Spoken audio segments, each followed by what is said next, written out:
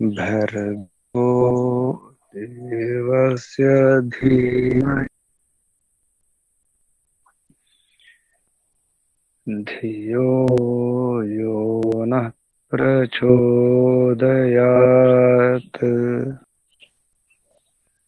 ओम शांति शांति शांति।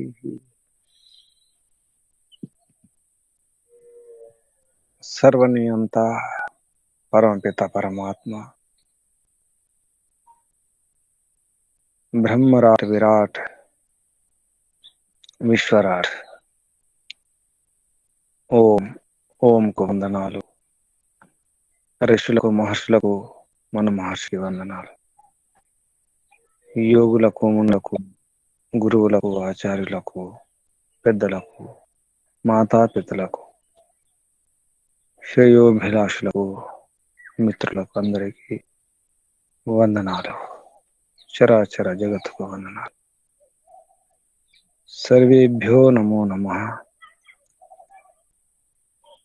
ఆత్మబంధులారా, ఆత్మీయ బాంధవులారా, ధార్మికులారా, దేశభక్తులారా, మన దేశము, మన రాజ్యము, మన సమాజము, ముఖ్యంగా మానవ సమాజం ఎలా ఉండాలో తెలిపే శాసన శాస్త్రం, అనుశాసనం. వేదం శాసనం, శాస్త్రమే శాసనం, శాసనమే వేదం. వేదం చెప్పిందే శాసనం. వేదవాక్కులే శాశ్వత వాక్కులు. అవే చివరి వాక్కులు, చరమ వాక్కులు. దానికి అనుకూలమైన శాస్త్రం మనోధర్మ శాస్త్రం. రాజ్యము, దేశము, సమాజం, అందులో శాసనాలు, చట్టాలు, నియమాలు, నిబంధనలు, కట్టుబాట్లు, ఆచారాలు, విధానాలు ఎలా ఉండాలో చెప్పడం జరుగుతుంది. ఆ క్రమంలో విశుద్ధ మనుస్మృతి, మానవ ధర్మశాస్త్రం, అందులో 7వ అధ్యాయం, 7వ అధ్యాయం రాజధర్మ విషయం చెప్పుకుంటున్నాం. నిన్న రాజు యొక్క ఉత్పత్తి, రాజు ఎవరు, ఈ రాజు కావడానికి అధికారులు, యోగ్యత ఏముండాలి, ఎటువంటి అర్హతలు అవసరం అని చెప్పి తెలుసుకున్నాం. ఈరోజు రాజు యొక్క గుణాలు ఏముండాలి, రాజు అనేవాడు ఎలా ఉండాలి, ఏ గుణాలు కలిగి ఉండాలి అనే విషయం చెప్పడం జరుగుతుంది. విశుద్ధ మనుస్మృతి 7వ అధ్యాయము 4వ శ్లోకము. ఇంద్ర అనిల యమ అర్కానాం అగ్నేశ్చ వరుణస్య చ చంద్ర విత్తేషయోశ్చైవ మాత్ర నిర్హృత్య శాశ్వతి. ఇవి శబ్దాలు. శ్లోక ఉచ్చారణ చేయండి. ఇంద్రానిల యమానాం అగ్నేశ్చ వరుణస్య చ చంద్ర విత్తేషయోశ్చైవ మాత్రా నిర్హృత్య శాశ్వతి. గురూజీ చదవమంటారా భావం కూడా? చదవండి అమ్మా. ఈ సభాధ్యక్షుడైన రాజు ఇంద్ర అనగా విద్యుత్తుతో సమానమైన ఐశ్వర్యకర్త. అనిల వాయువుతో సమానంగా అందరకు ప్రాణము వలె ప్రియుడు మరియు ఉద్గత భావములను తెలిసినవాడు.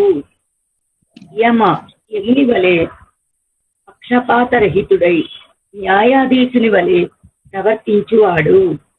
అర్కాణం సూర్యునితో సమానంగా న్యాయ ధర్మ విద్యలను ప్రకాశింపచేయువాడు. అంధకార నిరోధకుడు అనగా అవిద్య, అన్యాయములను నిరోధించువాడు. అగ్నేహి అగ్నితో సమానంగా దుష్టులను భస్మం చేయువాడు.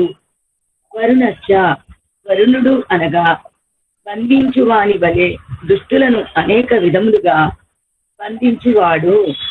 చంద్ర విత్తేశయోగు చంద్రుని వలె శ్రేష్ఠ పురుషులకు ఆనందమునిచ్చువాడు. ధనాధ్యక్షునితో సమానంగా కోశములను ధనాగారములను నింపువాడుగా ఉండాలి. శాశ్వతీకి మాత్రాహ నిర్కృత్య వీరి యందున్న స్వాభావికమైన గుణాంశముల సారమును గ్రహించి ఈశ్వరుడు రాజు యొక్క వ్యక్తిత్వమును నిర్మించాడు. పూర్వ శ్లోకోక్తమైన రాజానం అసృజత్ అను క్రియ అనువృత్తి అవుతుంది. అనుశీలనగా ఉంది గురుజీ.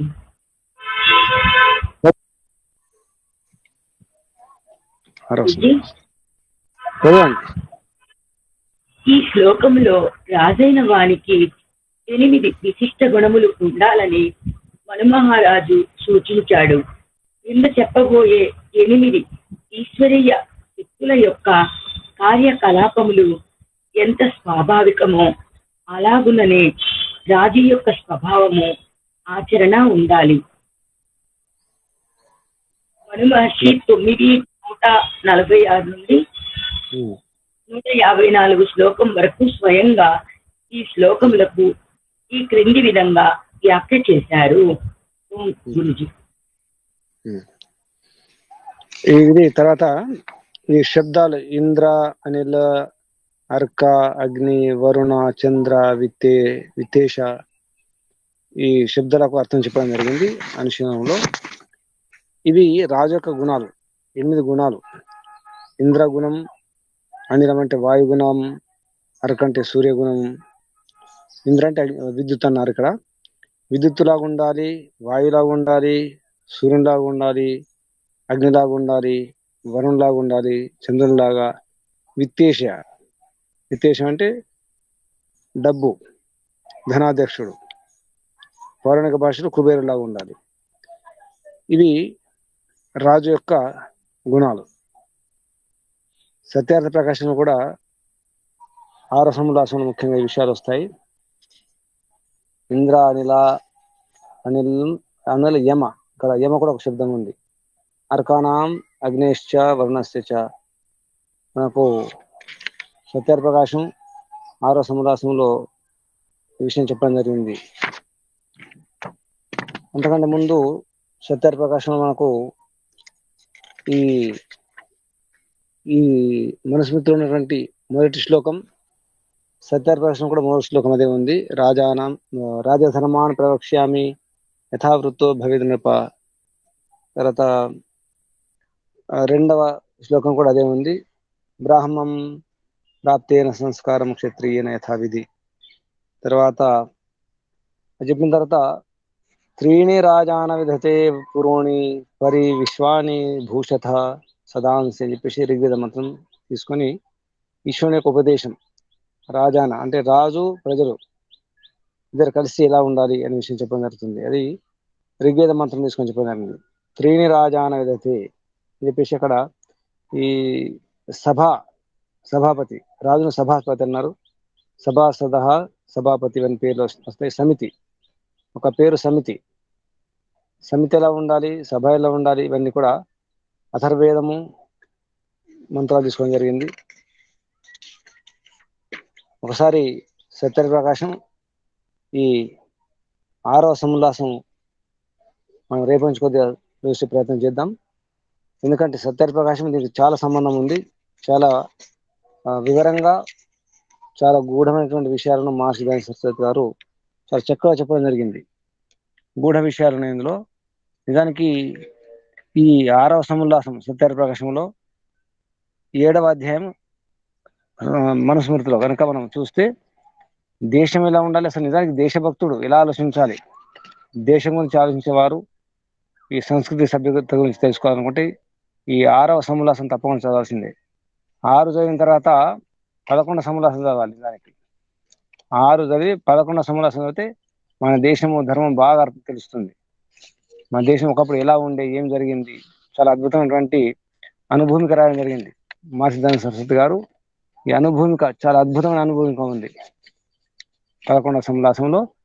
అది కనుక చదివితే మీకు తెలుస్తుంది ఒకప్పుడు ఎలా ఉండే అనుభూమిక, మన దేశం ఎటువంటిది, చాలా విషయాలు తెలుస్తాయి. అనుభూమికలు ఏమంటారంటే ఈ 10 సముల్లాసాలు రాసిన తర్వాత, అంటే 10 సముల్లాసాలు సత్యప్రకాశంలో సిద్ధాంతం గురించి, వైదిక సిద్ధాంతం యొక్క గొప్పతనం ఏమిటి, అది ఎంత శుద్ధమైంది, దాని యొక్క వివరమంతా కూడా, వైదిక సిద్ధాంతం యొక్క విషయాలు మొత్తం ప్రామాణికంగా ఎన్నో ప్రమాణాలు ఇస్తూ రాయడం జరిగింది. 10 సముల్లాసాలు నిజానికి సరిపోతాయి, కానీ అసలు విషయం అంతా కూడా ఈ ఉత్తరార్థం. ఇది నిజానికి సత్యప్రకాశం ముఖ్యంగా 3 భాగాలు. ఒకటి పూర్వార్థం. పూర్వార్థం అంటే 1వ సముల్లాసం నుంచి 10 సముల్లాసాల వరకు. 11వ సముల్లాసం నుంచి 11, 12, 13, 14 అదొక భాగం ఉత్తరార్థం. తర్వాత చివరికి సత్యప్రకాశంలో తాను చెప్పిన విషయాలను సారంగా చెప్పడం జరిగింది. దాని పేరు సమంతవ్యామంతవ్య ప్రకాశం. సత్యార్థ ప్రకాశం యొక్క సారం అది. మహర్షి వారు ఏమనుకున్నారు దేశం గురించి, ఈ ఈ వేదాన్ని, వైదిక సిద్ధాంతాన్ని, వైదిక ధర్మాన్ని ఎంత గొప్పగా వర్ణించినారు. అసలు ఇది ఈ వైదిక ధర్మ స్థాపన ఎలా జరగాలి, వైదిక చక్రవర్తి సామ్రాజ్య స్థాపన ఎలా జరగాలి అని దాని కొరకే ఒక పథకం, ఒక యోజన, ఒక బుద్ధిపూర్వకమైనటువంటి ఒక ఉద్దేశంతో ఈ పుస్తకం రాయడం జరిగింది. ఒకవేళ మహర్షి వారు ఇంకా జీవించి ఉంటే ఎన్నో విషయాలు బయటకు వచ్చేవి. అసలు ఇప్పుడు మనం ఒక యోగా డే చూస్తే మనం అనుకుంటున్నాం ప్రపంచం అంతా ఒప్పుకుంది ఒక యోగా డేను. అలాగే ప్రపంచం అంతా కూడా వేదాన్ని ఒప్పుకునే రోజు వస్తుంది, వైదిక రాజ్యాన్ని ఒప్పుకునే రోజు వస్తుంది, వేదానుకూల రాజ్యాంగాలు, వేదానుకూల చట్టాలు వచ్చే అవకాశం కూడా ఉంది. ఇప్పుడు కూడా సంభవమే. ఈ మన వాళ్ళ కళను కానండి, కళలు నిజమవుతాయి. ఈ ఎందుకంటే భగవంతుని యొక్క శాసనం ఇది, భగవంతుని యొక్క రాజ్యాంగము. ఇది ఒప్పుకోవాల్సిందే. ఇది ప్రకృతికి అనుకూలము, ధర్మానికి అనుకూలము, మానవత్వానికి అనుకూలము, ప్రతి మనిషికి అనుకూలము, ప్రతి ప్రాణికి అనుకూలము, ప్రతి పక్షికే కాదు, పశువుకే కాదు, ప్రతి మొక్కకు, ప్రతి క్రిమి కీటకానికి కూడా అనుకున్నటువంటి చట్టము, శాసనము, రాజ్యాంగము. అటువంటి ఈ శాస్త్రాలను అందరూ ఒప్పుకోవాల్సిందే. ఇది ఒక దేశానికి, ఒక ధర్మానికి, లేదా ఒక ప్రాంతానికి, ఒక ప్రదేశానికి పరిమితం కాదు. ఇది కాలాతీతం, దేశాతీతం, ప్రదేశాతీతం, మతాతీతం, కులాతీతం, అన్నిటికీ అతీతమైనటువంటి ఈ విధానాలు అందరూ ఒప్పుకోవాల్సిందే.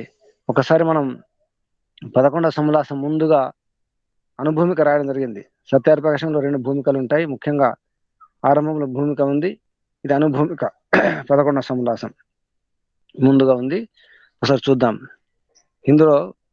హిందీలో ఉన్నాయి, నేను తెలుగులో మీకు అనువాదం చేసి చెప్తాను. यह सिद्ध बात है कि 5 सहस्र वर्षों के पूर्व वेद मत से भिन्न दूसरा कोई भी मत नहीं था.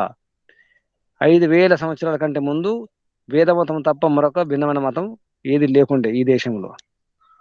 क्योंकि वेदोक्त सब बातें विद्या से अविरुद्ध है. వేదోక్తం, వేదములు చెప్పబడినటువంటి అన్ని మాటలు, అన్ని ఉపదేశాలన్నీ కూడా విద్యాసే అవిరుద్ధ హే. అంటే విద్యాసే అవిరుద్ధం అంటే విరుద్ధం లేవు, విద్యకు అవిరుద్ధం అంటే విద్యకు విరుద్ధం కావు. వేదములు చెప్పిన ప్రతి మాట, ప్రతి పలుకు, ప్రతి విషయం కూడా, ప్రతి సిద్ధాంతం, ప్రతి నియమం కూడా విద్యకు విరోధం కాదు, అంటే విద్యకు అనుకూలము అని చెప్పడం జరిగింది. వేదోంకి అప్రవృత్తి హోనే కా కారణం, వేదముల అప్రవృత్తి అంటే ప్రపంచంలో వేదాల ప్రచారం లేకపోవడం వలన, వేదాల ప్రభావం తగ్గిపోవడం వలన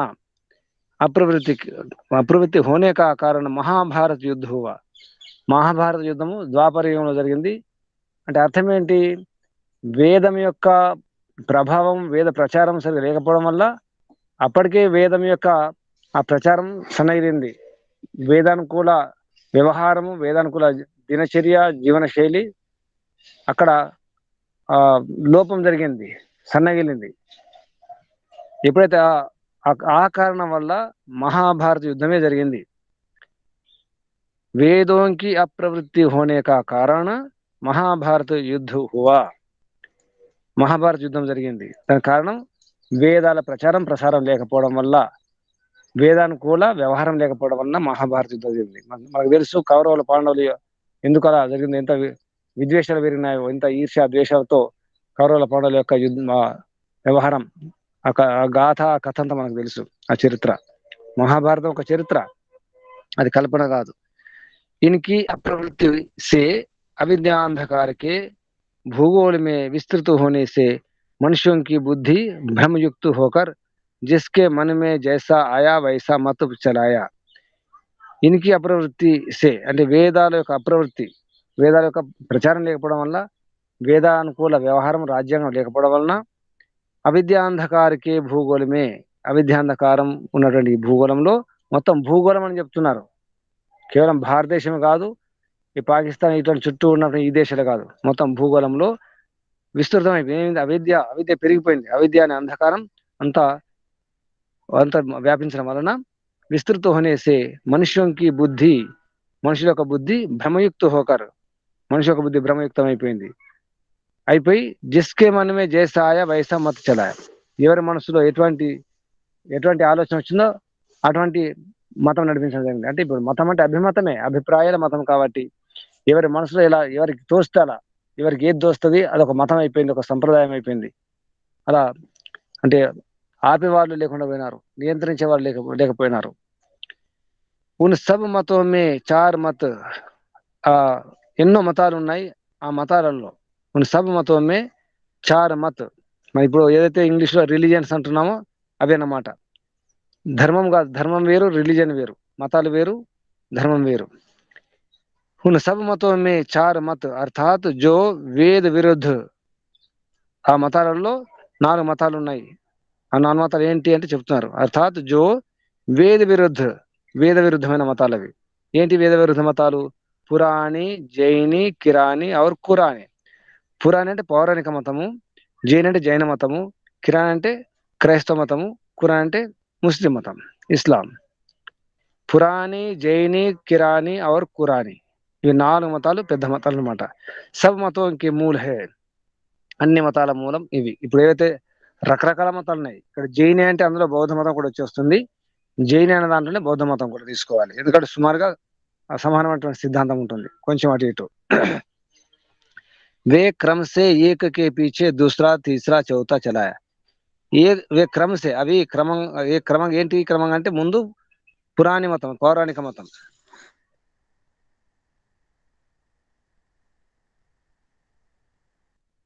ఒక తర్వాత రెండవది పురాణి, తర్వాత జైన్ వచ్చింది, జైన్ అంటే బౌద్ధం కూడా వచ్చేసింది, దాని తర్వాత తీసరా కిరాని, एक के पीछे दूसरा तीसरा चौथा चला है. పురాణి తర్వాత జైని బౌద్ధం, జైన బౌద్ధం తర్వాత క్రైస్తవ మతం, తర్వాత ముస్లిం మతం, ఇస్లాం మతం. ఇక ఈ మధ్య కాలంలో చాలా వచ్చినాయి. ఒకటి అందులో బాహాయి మతం అని, ఈ సిక్కు మతం అని, ఇంకా రకరకాల పంతాల సంప్రదాయాలు వచ్చినాయి. ఈ కబీర్ మతం అని, ఇంకెన్నో ఉన్నాయి. రామ్ స్నేహ్ అని చెప్పేసి చాలా మతాల గురించి మనం 11 సమలాసంలో చదువుతాం. చాలా మతాల గురించి ఉంది, ఎన్నో మతాల గురించి చెప్పడం జరిగింది. అందులో మనకు ఇప్పుడు పరిచయం లేని మతాలు కూడా ఉన్నాయి. అదే కాకుండా మహర్షి దయానంద సరస్వతి గారు ఉన్నప్పుడు అప్పుడు సుమారు 1000 మతాలు అంతకంటే ఎక్కువ అన్నారు. ఇప్పుడు 1000 ఏంటి, ఇంకా ఇప్పుడు 2000 కూడా అయి ఉండొచ్చు, మనకు తెలియకుండా ఎన్నో మతాలు ఉన్నాయి. క్రైస్తవ మతంలో కూడా మళ్ళీ ఎన్నో సంప్రదాయాలు, ఎన్నో మార్గాలు వచ్చినాయి. అలాగే ఇస్లాం మతంలో కూడా ఎన్నో, దాంట్లో కూడా ఎన్నో శాఖలు ఉన్నాయి, అందులో కూడా కొన్ని పంథాలు ఉన్నాయి. ఇక ఈ మధ్య కాలంలో ఈ రాధాస్వామి అని, తర్వాత బ్రహ్మకుమారి అని, ఇటువంటి కూడా మతాల పేరుతో బయటకు వస్తున్నాయి. ఇంకా రకరకాల మతాలు ఉన్నాయి. ఒక్కొక్క ఈ పౌరాణిక గురువులు, మహారాజులు సొంత మతాలు కూడా నడిపిస్తున్నారు, ఎవరి మతం వారికి. అందులో ఒకటి అచల మతం అంటే ఒకటి, రకరకాల మతాలు ఉన్నాయి, ఎన్నో మతాలు ఈ రోజులో మనం చూస్తున్నాం. అబో ఇన్ చారోं की शाखा एक सहस्त्र से कम नहीं है.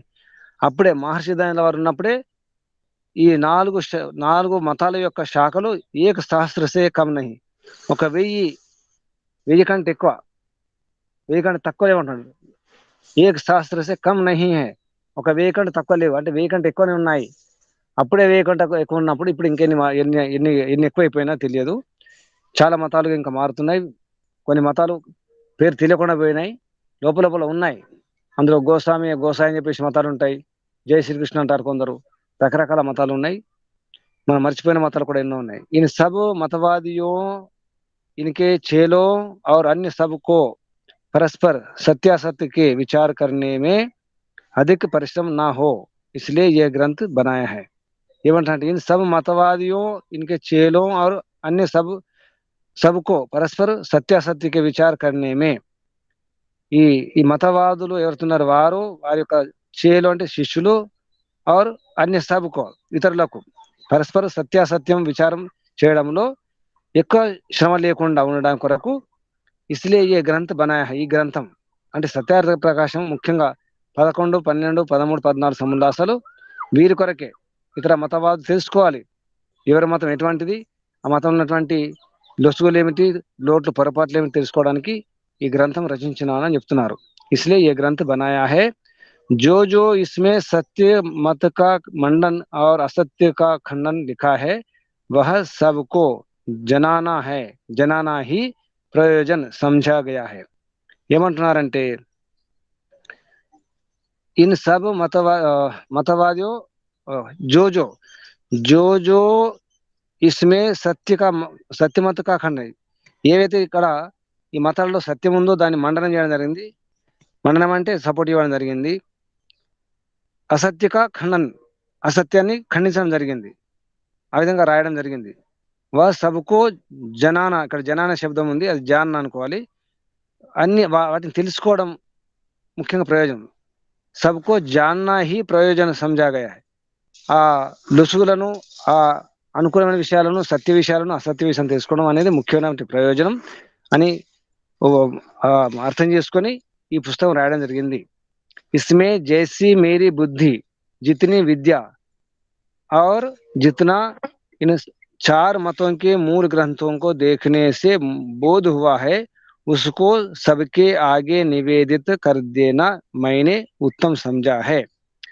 మహర్షి దయానంద వారు చెప్తున్నారు, స్పష్టంగా చెప్తున్నారు. ఇస్మే జైసి మేరీ బుద్ధి అంటే ఇందులో నా బుద్ధి అనుకూలంగా, నా విద్య అనుకూలంగా దాన్ని బట్టి ఈ 4 మతాల యొక్క మూల గ్రంథాలను చూసి అంటే చదివి అర్థం చేసుకుని బోధు ఎంత నాకు అర్థమైందో దాని అనుసారంగా ఉస్కో సబ్కి ఆగే, అందరి ముందర నివేదిత కర్దేనా మైనే ఉత్తమ్ సమజా, ఇది అందరి ముందట ఉంచాలనుకున్నాను, నివేదించాలనుకున్నాను, అది సరైనది అనుకున్నాను. క్యూంకి విజ్ఞాన్ గుప్తు హుయే కా పునర్మిలన సహజ నహీ హై. విద్య అంటే ఇక్కడ సత్యం, జ్ఞాన విజ్ఞానం అనేది గుప్తం అంటే లుప్తమైంది, లుప్తం కూడా కనిపించకూడమైంది, లుప్తమైపోయింది. అటువంటి విజ్ఞానాన్ని, సత్యాన్ని, జ్ఞానాన్ని తెలుసుకోవడం పునర్మిల్న సహజ నహి అంటే సహజంగా లభించదు. ఎందుకంటే ఎన్నో లుప్తమైపోయినాయి, భూమిలో కలిసిపోయినాయి, కొన్ని అయితే తెలియకుండా పోయినాయి, ఏమాత్రం దొరకకుండా పోయినాయి, కనుమరుగైపోయినాయి. అది మళ్ళీ బయటకు తీయడం అది సహజంగా సామాన్యంగా అది కష్టమే. అది పక్షపాత छोड़कर इसको देखने से సత్యాసత్య మత్ సబ్కో విదిత్ హో జాయేగా. పక్షపాతం వదిలిపెట్టి ఇస్కో దేఖనేసే, పక్షపాతం అంటే దీన్ని చూస్తే ఏంటి, ఈ సత్యాసత్యం తెలుసుకోవడం అని చూస్తే దేఖనిస్తే సత్య అసత్య మత్ సబ్కో విదిత్ హో జాయేగా. ఏది సత్యమతము, ఏది అసత్య మతము, ఏది సరైనటువంటి మార్గం, ఏది సరైన మార్గం కాదు, అది అందరికీ తెలిసిపోతుంది. సబ్కో విదిత్ హో జాయేగా అవుతుంది, తెలిసి విదితం అవుతుంది. पश्चात सबको अपनी अपनी समझ के अनुसार सत्य मत का ग्रहण करना और असत्य मत को छोड़ना सहज होगा. తర్వాత ఇవన్నీ తెలుసుకున్న తర్వాత ఇలాగా విదితమైన తర్వాత సత్యం అసత్యం సబ్కు అప్ని అప్ని సమజ్కే తమ తమ యొక్క అవగాహన బట్టి, అవగతాన్ని బట్టి, బోధన తనకు కలిగిన బోధన బట్టి, ఎవరికి ఎంత బోధ జరిగిందో అంత దాన్ని బట్టి సత్యమత కా గ్రహణ కర్ణ, సత్యమతాన్ని స్వీకరించడము, అసత్య మతాన్ని వదిలిపెట్టడం అనేది సహజంగా అవుతుంది. ముందు తెలుసుకోవాలి ఏది సత్యము, ఏది అసత్యము. इनमें से जो पुराणादि ग्रंथों से शाखांतर रूप मत आर्यावर्त देश में चले हैं उनका संक्षेप से गुण दोष इस 11वें समुल्लास में दिखाया जाता है అని చెప్పేసి చెప్పడం జరుగుతుంది. ఇందులో పురాణి, జైని, కిరాని और ఖురాని అన్నారు. ఈ 4 మతాల గురించి ఏదైతే గ్రంథాలు ఉన్నాయో వాటి యొక్క శాఖాంత రూపమైనటువంటి ఆ మతాలు ఉన్నాయి. ఆ మతాలకు మళ్ళీ ఉపమతాలు ఉన్నాయి, సంప్రదాయాలు, మార్గాలు ఉన్నాయి, పంథాలు ఉన్నాయి. అవన్నీ కూడా ఆర్యవర్తం అంటే మన దేశం భారతదేశంలో చెలే నడిచినాయి. ఉన్కా సంక్షేప్ సే వాటి యొక్క విషయాన్ని సంక్షిప్తంగా గుణదోషాలను ఈ 11 సముల్లాసంలో చూపించడం జరిగిందని చెప్పడం జరుగుతుంది. ఇందులో ముఖ్యంగా మరి ఏమంటున్నారంటే, ఇస్ మేరే కర్మసే ఏది ఉపకారణ మానే, ఈ నా యొక్క ఈ పని వలన, నా ఈ కర్మ వలన ఎవరికైనా ఉపకారం కలగపోతే, ఉపకారం అనిపించకపోతే, వారు అలా అలా భావించకపోతే, విరోధ్ భీ నా కరే, మీకు ఉపకారం అనిపించకపోవచ్చు, మేలు అనిపించకపోవచ్చు, అయినప్పటికీ కూడా మీకు అనుకూలం అనిపించకపోవచ్చు, అయినప్పటికీ కూడా విరోధం మాత్రం చేయకండి. తో విరోధ్ భీ నా కరే, విరోధం కూడా చేయకండి. క్యూంకి ఎందుకంటే మేరా తాత్పర్య కిసికి హాని వా విరోధ కరణేమే నహి, ఎందుకంటే నా తాత్పర్యం, నా యొక్క ఉద్దేశము ఎవరికి హాని చేయడమో లేదా విరోధం చేయడం అనేది కాదు. కింతు సత్య అసత్య కా నిర్ణయ కరానే కాహే, ఎందుకంటే సత్యం అసత్యం నిర్ణయం చేయడం మాత్రమే నా ఉద్దేశం. ఇसी प्रकार सब मनुष्यों को न्याय दृष्टि से వర్తన అతి ఉచిత హే, ఇదే విధంగా అందరూ మానవులందరికీ కూడా న్యాయ దృష్టితో వర్తించడం, వ్యవహారం చేయడం, ప్రవర్తించడం ఉచితము. మనుష్య జన్మ కా హోనా సత్య కా నిర్ణయ కరానే కే లియే, ఈ మానవ జన్మ లభించింది దాని కొరకే. మానవ జన్మ యొక్క ఉద్దేశము సత్యాసత్యాలు నిర్ణయం చేయడం కొరకే, చేయించడం. కరణే और कराने के लिए है, నాకి వాద వివాద విరోధ కరానే కే లియే, వాద వివాదం చేయడం కొరకో లేదా విరోధం చేయడం కొరకో చేయించడం కొరకో కాదు, తగాదాలు పెట్టడం కొరకు కాదు అని తన ఉద్దేశాన్ని మహర్షి దానిలో చాలా స్పష్టమైనటువంటి మాటలు చెప్పడం జరిగింది. इसी मतांतर के विवाद से जगत में जो अनिष्ट फल होते हैं और होंगे, उनको पक्षपात रहित विद्वज्जन जान सकते हैं. इसी మతాంతర के विवाद से, ఈ మతాంతర వివాదం వలన, ఈ మత వివాదాలు, మత విద్వేషాల వల్లనే ప్రపంచంలో జగత్మే జో అనిష్ట ఫలు హే, చాలా అనిష్టమైనటువంటి పరిణామాలు, అనిష్టమైనటువంటి మనకు ఎన్నో జరిగినాయి. తర్వాత హోతే హే, జరిగినాయి, అవుతున్నాయి, ఆరు హోంగే, మహర్షి ద్వారా ముందే చెప్పడం జరిగింది. తర్వాత భవిష్యత్తు ఇటువంటి విపరిణామాలు వస్తాయి, దుష్ఫలితాలు వస్తాయని చెప్పడం జరిగింది. ఉనుకో పక్షపాత రహిత విద్వజన్ జాన్ సక్తే హే, పక్షపాతం లేని విద్వజనులు తెలుసుకోగలరు. जब तक इस मनुष्य जाति में परस्पर मिथ्या मतांतर का विरुद्धवाद ना छूटेगा, तब तक अन्योन्य को ఆనంద్ నా హోగా. ఇక్కడ ఎప్పటి వరకు అయితే మనుష్య జాతిలో పరస్పరం మిథ్యా మతాంతరాలు, ఈ విరుద్ధ వాదాలు ఎప్పటికైతే పోవో, వదిలిపెట్టరో, దూరం కావో, అప్పటిదాకా ఈ అన్యోన్య అంటే ఒకరికొకరు ఆనందం, పరస్పర సహకారం, పరస్పర ప్రేమ అనేది జరగదు. यदि हम सब मनुष्य और विशेष कर विद्वज्जन ईर्ष्या द्वेष छोड़ सत्य असत्य का निर्णय करके सत्य का ग्रहण और असत्य का त्याग कराना चाहें, तो हमारे लिए यह बात असाध्य नहीं है. ఇక్కడ మనం గమనించాలి, స్పష్టంగా చెప్పడం జరుగుతుంది. ఏది ఒకవేళ మనందరం కూడా, ఇది హం సబ్ మనుషులందరూ కూడా, ఆరు విశేషకర్ ముఖ్యంగా విద్వజ్జన్ విద్వాంసులు, వేద విద్వాంసులు, దేశభక్తులు, ఈర్ష్యా ద్వేషాలు, అసూయలు ఇవన్నీ కూడా వదిలిపెట్టేసి సత్యాసత్యక నిర్ణయం చేసుకొని, సత్యక గ్రహణ్ సత్యాన్ని గ్రహించి, और असत्य का त्याग करना అసత్యాన్ని వదిలిపెట్టి కర్ణ और कराना అసత్యం వదిలిపెట్టేట్లు చేయాలి. कराना चाहे అనుకుంటే, చేయాలనుకుంటే, తో హమారే లియే యహ్ బాత్ అసాధ్య, మనకు ఈ విషయం అసాధ్యం కాదు, అసంభవం కాదని చెప్తున్నారు. మనకు నిరాశ అక్కర్లేదు, భయం అక్కర్లేదు, చాలా స్పష్టంగా చెప్తున్నారు. ఎటువంటి అపనమ్మకం లేదు, తప్పకుండా మనం గెలుస్తామని చెప్తున్నారు. यह निश्चय है कि इन विद्वानों के विरोध ही ने सबको विरोध जाल में फंसा रखा है. ఇది నిశ్చయమైనటువంటి విషయం ఏంటంటే, ఏం మాట అంటే, విద్వాంసుల మధ్య ఉన్నట్టు విరోధమే, విద్వానంకి విరోధిహీనే, విద్వాంసుల యొక్క విరోధమే सबको विरोध जाल में फंसा रखा है. విరోధం అనే వలలో, విరోధం అనే వలల్లో ఫసా రక్కా హే, అలా చిక్కుకున్నారు. అది ఆ రకంగా చుట్టేసింది వల. यदि ये लोग अपने प्रयोजन में ना फंसकर, ఒకవేళ ఈ మనుషులు, ఈ ప్రజలు అప్నే ప్రయోజనమే అంటే తమ స్వార్థంలో, తమ ప్రయోజనంలోనే నా ఫన్స్కర్ అందులో ఇరుక్కోకుండా ఉండి, చిక్కుకోకుండా ఉండి, సబ్కే ప్రయోజనకో సిద్ధ కర్నా చాహే, అందరి ప్రయోజనం, అందరి యొక్క మేలును, అందరి యొక్క క్షేమాన్ని కోరి కోరితే, సిద్ధ కర్నా చాహే అలా అనుకుంటే, తో అభి ఐకమత్య హో జాయే, ఇప్పుడే అందరూ కలవండి, ఐకమత్యం కండి, ఏకమతులు కండి, సంఘటన పెంచుకోండి, కలిసి పనిచేయండి. ఇస్కే హోనేకి యుక్తి, ఈ కావడానికి ఒక యుక్తి ఉంది. ఏంటి? ఇస్ గ్రంథికి పూర్తిమే లిఖేంగే అని చెప్పేసి, ఈ గ్రంథం యొక్క పూర్తి అయిన తర్వాత మీరు రాస్తాను అని చెప్పి చెప్పడం జరిగింది. సర్వశక్తిమాన్ పరమాత్మ ఏక్ మత్ మే ప్రవృత్త హోనే కా ఉత్సాహ సబ్ మనుష్యోంకే ఆత్మావమే ప్రకాశిత్ కరే అని చెప్పేసి ప్రార్థన చేయడం జరిగింది. పరమాత్మతో ప్రార్థన చేయడం జరిగింది మహర్షి గంగా వారు. ఏమంటున్నారు? సర్వశక్తిమాన్ పరమాత్మ ఏకమతమే, ఒక మతంలో ప్రభుత్వం కావడానికి ఉత్సాహం అందరి మనుషులకు, అందరి మనుషుల ఆత్మలలో ప్రకాశింపజేయుగాక. అలమతి విస్తరేణ విపశ్చిత్ వర శిరోమణిషు. ఎక్కువ చెప్పడం అవసరం లేదు. ఎవరికి?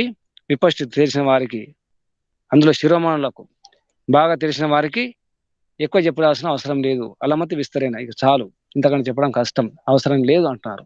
అలమతి విస్తరేణ విపశ్చిత్ వర శిరోమణిషు. ఈ విధంగా మీతో అందరితో కూడా ఇదే ప్రార్థన, మహర్షి దయానంద వారి యొక్క ప్రార్థన, నా ప్రార్థన. మనం కనుక అనుకుంటే ఇది సంభవం, ఇది సాధ్యమే. ఈ మాటల యొక్క శక్తిని మనం గమనించండి. ఈ మాటల్లో ఎంతో శక్తి ఉంది, ఎంతో విశ్వాసం ఉంది, ఎంతో నమ్మకం ఉంది. ఇది మహర్షి దయానంద వారు 150 సంవత్సరాల ముందే ఇది చెప్పడం జరిగింది. మనం ఇంకా అక్కడే ఉన్నాం, బాధపడుతున్నాం, లోపల కూడా బాధపడుతున్నాం, ఇంకా చర్చిస్తున్నాం, ఇంకా వాదాలు వివాదాలు చేసుకుంటాం. మనం ఎలా కలిసి ఉండాలని ఆలోచించాలి. ముఖ్యంగా ఎలా ఐకమత్యంగా ఉండాలి. ఐకమత్యం ముఖ్యం.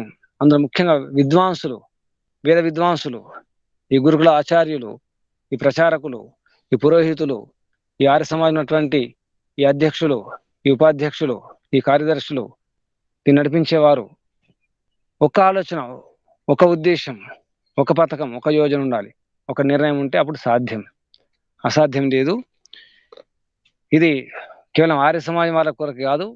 ఎవరైతే వేదాన్ని ఒప్పుకుంటున్నారో, వేద భక్తులు, వేద ప్రేమికులు ఉన్నారో, దేశ ప్రేమికులు, దేశభక్తులు, గో ప్రేమికులు, గోభక్తులు, సమాజంలో ఇటువంటి వ్యవస్థ ఉండాలని కోరుకునే వారందరూ కూడా కనీసం మానసికంగా మద్దతు ఇవ్వండి, మానసికంగా కోరుకోండి, సంకల్పం చేసుకోండి. ఇలా ఉండాలి. నిజానికి నా దేశం గొప్పది, నా సంస్కృతి గొప్పది, నా మతం గొప్పది.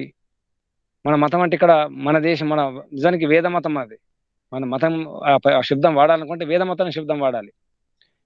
నిజానికి ధర్మము, వైదిక ధర్మము, ధర్మం ఒకటే ఉంటుంది, మతాలు ఎన్నో ఉంటాయి, ఎన్నో మతాలు ఉన్నాయి. వైదిక ధర్మమే అసలు ధర్మము. మిగతావన్నీ మతాలు, అభిమతాలు, అభిప్రాయాలు, మార్గాలు, శాఖలు, పంథాలు, రకరకాల చీలికలు, పేలికలు ఉన్నాయి అవన్నీ కూడా. కానీ వైదిక ధర్మం ఇది చాలా సనాతనము, సత్యము, లోతైనది, విస్తృతమైనది, విశాలమైనది, శాశ్వతమైనటువంటి గొప్ప వైదిక ధర్మాన్ని మనం ఇంకా ముందు తీసుకెళ్లాల్సినటువంటి బాధ్యత ఉంది. ఆ విషయమే రాజు ఇలా ఉండాలని చెప్తున్నా ఇక్కడ. మనుస్మృతిలో రాజు ఎలా ఉండాలి, రాజు యొక్క గుణాలు ఎలా ఉండాలంటే ఇంద్రునిలాగా ఉండాలి, విద్యుత్ లాగా ఉండాలి. వెంటనే అర్థం చేసుకోవాలి. విద్యుత్ ఏం చేస్తుంది? విద్యుత్ ప్రగతికి అది ఒక శక్తి అన్నమాట. విద్యుత్ వల్ల మనం ఈ రోజులో మనం చూస్తున్నాం విద్యుత్ ఎంత పని చేస్తుందో, ఎంత త్వరగా పనిచేస్తుంది, ఎంత దాని వేగం ఉంటుంది, అది వెంటనే ఎలా స్పందిస్తుంది. విద్యుత్ ఇలా స్విచ్ చేస్తే అలా లైట్ వస్తుంది, ఇలా స్విచ్ చేస్తే అలా అని వెలుగుతాయి, యంత్రాలు పనిచేస్తాయి. అంత క్విక్గా ఉండాలన్నమాట, శీఘ్రంగా ఉండాలి నిర్ణయాలు. రాజు అలా ఉండాలి, విద్యుత్ లాగా ఉండాలి, ఇంద్రునిలాగా ఉండాలి. తర్వాత ఐశ్వర్యం కూడా ఉండాలి, శీఘ్రంగా ఐశ్వర్యాన్ని అంటే విద్యుత్ అంటే శీఘ్రమైన ఐశ్వర్యాన్ని ఇచ్చే విధంగా ఉండాలి. శీఘ్ర ఐశ్వర్యకర్త, తొందరగా ముందు దేశం బాగుండాలి, స్వావలంబన ఉండాలి, దేశంలో సుభిక్ష ఉండాలి, దేశంలో దరిద్రం ఉండకూడదు, ఎవరు పేదవాళ్ళు ఉండకూడదు, పేదరికం ఉండకూడదు. ఇది ముందు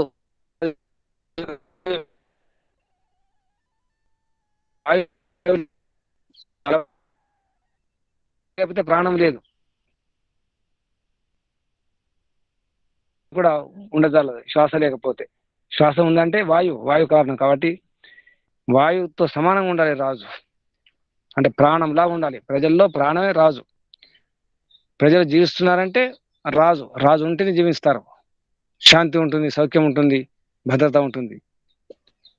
రాజు బలవంతుడై ఉండాలి. బలవాన్ వాయులాగా బలవంతం ఉండాలి, శక్తివంతుడుగా ఉండాలి రాజు. और हृदय की बात जानने వ్యవహార అంటే ఎలా ఉండాలంటే వాయువు ఎక్కడ ఖాళీ ఉంటే అక్కడ గాలి వెళ్ళిపోతుంది, చొచ్చుకుపోతుంది. అలా చొచ్చుకుపోవాలి, అందరి హృదయాల్లో చొచ్చుకుపోవాలి గాలిలాగా. అంత శీఘ్రంగా ఉండాలి. యము ఏమంటే పక్షపాతరహిత న్యాయాధీశుడు ఉండాలి. ఎటువంటి పక్షపాతం ఉండకూడదు. యమ ధర్మరాజు అంట మనం. ఆ శబ్దంలో ఇదే అర్థం ఉంది. యమ ధర్మరాజు. యమం అంటే నియమంలో ఉంచేవాడు, ధర్మాన్ని రాజింపజేసేవాడు, ధర్మాన్ని ప్రకాశింపజేసేవాడు యమ ధర్మరాజు. రాజు ఎలా ఉండాలి? రాజు యమ ధర్మరాజులాగా ఉండాలి, పక్షపాత రహితం ఉండాలి, ఎటువంటి పక్షపాతం లేకుండా ఉండాలి, అటువంటి న్యాయాధీశుడై ఉండాలి, అటువంటి వ్యవహారం చేయాలి. తర్వాత అర్కాణం సూర్యునిలాగా ఉండాలి, సూర్యునితో సమానంగా న్యాయము, ధర్మము, విద్య. న్యాయము ప్రకాశింపజేయాలి, న్యాయం నిలబెట్టాలి, స్థాపించాలి, ధర్మాన్ని స్థాపించాలి, విద్యాన్ని ప్రకాశింపజేయాలి. అంధకారం, అవిద్య ఏది ఉంటుందో వాటిని, అన్యాయం వాటిని నిరోధించేవాడు ఉండాలి. అంధకారం, అజ్ఞానం ఉండకూడదు. దేశంలో ఎటువంటి అరాచకం ఉండకూడదు, నేరాలు ఘోరాలు ఉండకూడదు. వాటిని నిరోధించేవాడు ఉండాలి. అగ్నిలాగా ఉండాలి, అగ్నిలో సమానంగా దుష్టులను భస్మం చేసేవాడు ఉండాలి. అగ్నిలో ఏది వేసినా అంత భస్మం అయిపోతుంది, కాలిపోతుంది, బూడిదైపోతుంది. అలాగా దుష్టు దుర్మార్గులు కూడా రాజును చూస్తే చాలు మారిపోవాలి, లేదా భయపడి ఆగిపోవాలి. అగ్నిలాగా ఉండాలి రాజు. వరుణలాగా ఉండాలి. వరుణ్ అంటే నిజానికి వరించేవాడు ఉండాలి, ఆకర్షించేవాడు ఉండాలి, అందరిని కట్టేసేవాడు ఉండాలి, ముఖ్యంగా దుష్టులను కట్టేసేవాడు ఉండాలి. అనేక రకాల ఎక్కడికక్కడ అదుపులో కంట్రోల్ చేసేవాడు ఉండాలి వరుణ. తర్వాత చంద్రులాగా ఉండాలి, ఆనందాన్ని ఇచ్చేవాడు ఉండాలి, సౌమ్యంగా ఉండాలి, శాంతంగా ప్రశాంతంగా ఉండాలి, అందరికి సుఖాన్ని శాంతిని ఇచ్చేవాడు ఉండాలి. తర్వాత విత్తేషయ ధనాధ్యక్షుడు ఉండాలి. అంటే ఎవరికి ఏ సమస్య వచ్చిన వెంటనే ధనాగారం, ఆ కోశం పూర్తి నిండా ఉండాలి. దేశంలో దుర్భిక్ష రాకుండా ఉండాలి, కొరతలు లేకుండా చూడాలి. ఆ విధంగా రాజు ఉండాలని చెప్పేసి ఇక్కడ రాజును సభాపతి అని చెప్పేసి పేర్కొనడం జరిగింది. సభాపతి అంటే రాజు, సభకు అధిపతి. మన ఇక్కడ భాషలో సభాపతి అంటే మనం స్పీకర్ అనుకుంటాం. లోకసభ స్పీకరు, రాజ్యసభ స్పీకర్ అంటే ఇక్కడ సభాపతి కూడా రాజు లాంటి వాడే, సభని అదుపులో పెట్టేవాడు సభాపతి. ఈ దేశపతి, రాష్ట్రపతి వీళ్ళందరూ కూడా అసలు అప్పుడున్నటువంటి వ్యవస్థ, పదవులు అలా ఉండేవి. ఇప్పుడు ఈ రాజ్యాంగం, దేశాల యొక్క విధానాలు వేరు ఉంటాయి, వేరే పేర్లు ఉంటాయి. వారి యొక్క కర్తవ్యాలు, డ్యూటీస్, పద్ధతులు వేరుంటాయి. ఇక్కడ శాశ్వతి మాత్ర నిర్హృత్య చ, ఇక్కడ స్వాభావిక శాశ్వతి మాత్ర, స్వాభావిక గుణాలు, అంశాలు యొక్క సారం. అంటే ఈశ్వరుడు ఇక్కడ ఏమంటున్నాడు? ఈశ్వరునే రాజాకే వ్యక్తిత్వ నిర్మాణ కియా అని చెప్పేసి చెప్పడం జరిగింది. ఎందుకంటే వెనుక ఉన్నటువంటి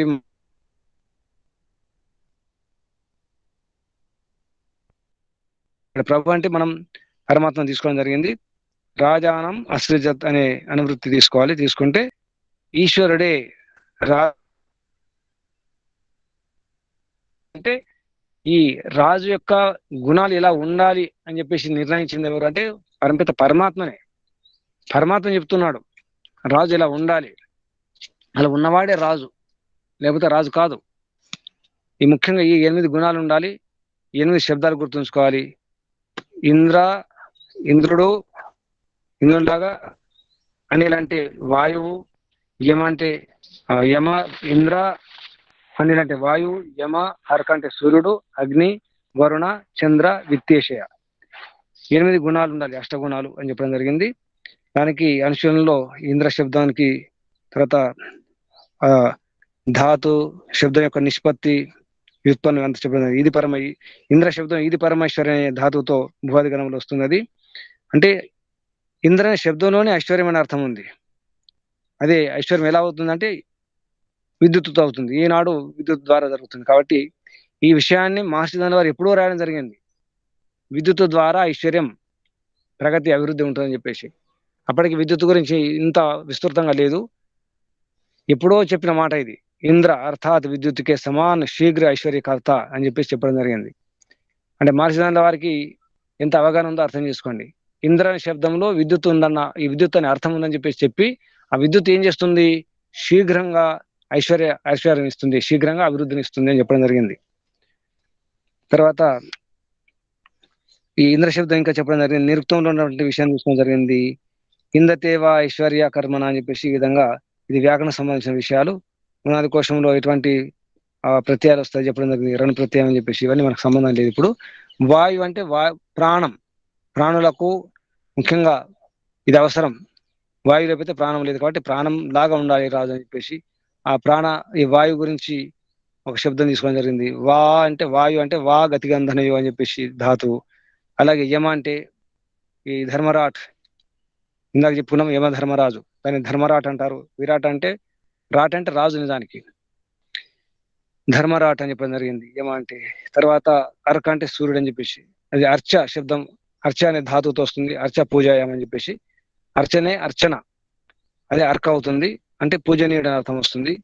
తర్వాత అగ్ని, అగ్ని అంటే అగి గతవు అంటే గతి అని అర్థం వస్తుంది అగ్నికి. అంచుగతి పూజన అనే ధాతు ఉంటుంది. తర్వాత వరుణ శబ్దం, ఇవన్నీ కూడా వరణే చంద్ర, దాన్ని కూడా ధాతు తీసుకొని చెది ఆహ్లాదనే దీప్తవచ్చు అని చెప్పేసి ధాతు పాఠముల విషయాలు. తర్వాత విత్తేష, ఇవన్నీ కూడా ధనాఢ్యం అని చెప్పేసి. ఈ విధంగా రాజు యొక్క వ్యవహారం ఇలా ఉండాలని చెప్పేసి 8 గుణాలు ఉండాలి. ఈ విషయాన్ని కూడా ఋగ్వేదంలో ఒక మంత్రం చెప్పడం జరిగింది. సోమస్య రాజ్యో వర్ణస్య ధర్మణి బృహస్పతిర్ అనుమత్య ఉ శర్మణి తవా హం అద్య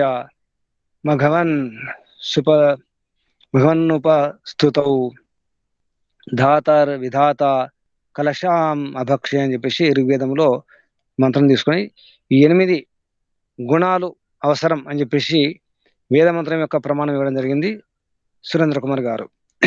ఇది విషయం. మనం మహర్షి వారి యొక్క అభిప్రాయాలను, వారి యొక్క ప్రేరణ, వారి యొక్క ఉపదేశాన్ని అర్థం చేసుకొని మనం కూడా నిజానికి మన దేశానికి రాజులం కాకపోవచ్చు, కానీ ఆ విధంగా రాజులు ఉండాలని చెప్పి కోరుకోవాలి. రాజు యొక్క గుణాలు ఈ విధంగా ఉండాలి. అలాగే మనం కూడా ఇటువంటి గుణాలు పెంచుకునే ప్రయత్నం చేయాలి. నేను కూడా ఇంద్రునిలాగా ఉంటాను, వాయువులాగా ఉంటాను, యమునిలాగా ఉంటాను, సూర్యునిలాగా ఉంటాను, వరుణ్లాగా ఉంటాను, చంద్రునిలాగా ఉంటాను, కుబేరునిలాగా ఉంటాను అని చెప్పేసి ప్రయత్నం చేయాలి. అటువంటి గుణాలు మనం నింపుకోవాలి. ఇల్లు కూడా ఒక రాజ్యం అనుకోవాలి. ఆ ఇంటికి, ఆ పరివారానికి నేను రాజును అనుకోవాలి. ఆ గుణాలు పెంపొందించుకు ప్రయత్నం చేయాలి. ముందు వ్యక్తిగత ఉన్నతి అవసరం ఉంటుంది, ఆత్మోన్నతి అవసరం ఉంటుంది. సమాజమునకు ఉపకారం చేయుట ఈ సమాజం యొక్క ముఖ్య ఉద్దేశం. ఎవరైనా, ఈ సమాజం అంటే మనమే కావచ్చు, మన ఇల్లే కావచ్చు, ముఖ్య ఉద్దేశం ఏమి ఉండాలి? ముందు శారీరక ఆత్మోన్నతి, చివరికి సామాజిక ఉన్నతికి. శారీరక ఆత్మిక సమాజోన్నతి, ముందు శరీరము, ఆత్మ, చివరికి సమాజోన్నతి. సమాజోన్నతికి పాటుపడాలంటే ముందు శరీరం, ఆత్మ చూసుకోవాలి. ఆత్మలో మానసిక ఉన్నతి కూడా అవుతుంది. శరీరం అలా ఆరోగ్యంగా ఉండాలి, బలంగా ఉండాలి, మనసు బాగుండాలి, మానసిక బలం ఉండాలి, ఆత్మ బలం ఉండాలి. ఆత్మోన్నతి, తర్వాత మానసిక ఉన్నతి, శారీరక ఉన్నతి, ఇవన్నీ చూసుకుంటూ ప్రయత్నం చేసుకుంటూ పురుషార్థం చేస్తూ సమాజం కొరకు, దేశం కొరకు పాటుపడాలి. ముందే దేశం అనుకోని చెప్పేసి మనం ఉన్నతి లేకుండా, ఏ అధ్యయనం లేకుండా, ఏ విద్య లేకుండా, ఏ శక్తి సామర్థ్యం లేకుండా ముందుకెళ్తే ఓడిపోతాం. చరిత్రలో జరిగింది అదే. ఏ ప్రశిక్షణ లేదు, ఏ ట్రైనింగ్ లేదు, ఏ కర్ర పట్టుకోవడం రాదు, కత్తి పట్టుకోవడం రాదు. యుద్ధానికి ఎలా వెళ్తాం? యుద్ధం చేయాలంటే ముందు ఇక్కడ ట్రైనింగ్ అవసరం ఉంటుంది. కనీసం శరీరం బలం ఉండాలి, కర్ర పట్టుకోవడానికి బలం ఉండాలి, కర్ర లేపడానికి, ఎత్తడానికి బలం కావాలి కదా, కనీసం పరిగెత్తడానికి పిక్క బలం ఉండాలి కదా. ఇవన్నీ కూడా ఒక వ్యూహంతో ప్రయత్నం చేస్తే సాధ్యం. లేకపోతే ఇలాగే బాధపడకుండా ఉండాల్సి వస్తుంది. జన్మలు గతిస్తాయి, రోజులు గడుస్తాయి, సంవత్సరాలు గడిచిపోతాయి, సమాజం అలాగే ఉంటుంది. ఇక బాధపడాల్సి వస్తుంది. నా దేశం గొప్పది, నా ధర్మం గొప్పది అనుకుంటూ బాధపడడం తప్ప చివరికి సాకారం మాత్రం జరగదు. కార్యరూపంలో విఫలం. కార్యరూపంలో సఫలం కావాలంటే ఆచరణ అవసరం, పాటించడం అవసరం. పాటిస్తే పాటలు పోతాయి, లేకపోతే అవచాట్లే, అవమానాలే. జరిగింది అది. అన్ని అవమానాలు జరిగినాయి. వేదానికి కూడా అవమానాలు జరిగినాయి. వేదాలంటే పశువుల కాపర్లు పాడుకునే పాటలు అన్నారు మధ్యకాలంలో. కానీ ఇప్పుడు తెలుస్తుంది వేదాలంటే పశువుల కాపర్లు పాడుకునే పాటలు కాదు. ఒక్కొక్క అక్షరం, ఒక్కొక్క మాత్రలో విజ్ఞానం ఉంది, సైన్స్ ఉంది. ఈ విషయాన్ని మళ్ళీ చెప్పుకుందాం. ఇక్కడ ఈ విషయాన్ని ఆపేద్దాం. ఓం శం. అందరికీ ధన్యవాదాలు, అభినందనలు. ముఖ్యంగా మన మహర్షికి ధన్యవాదాలు, పరమిత పరమాత్మకు ధన్యవాదాలు అర్పిస్తూ ముగించేద్దాం. ఓం శం. శాంతి పాఠ్.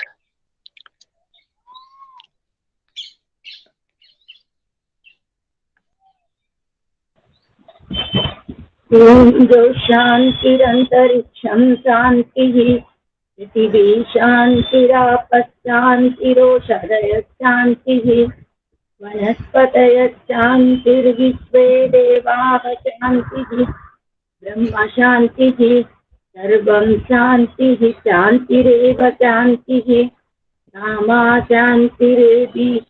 ఓం శాంతి శాంతి శాంతిః. సర్వేభ్యో నమో నమః. నమో నమః.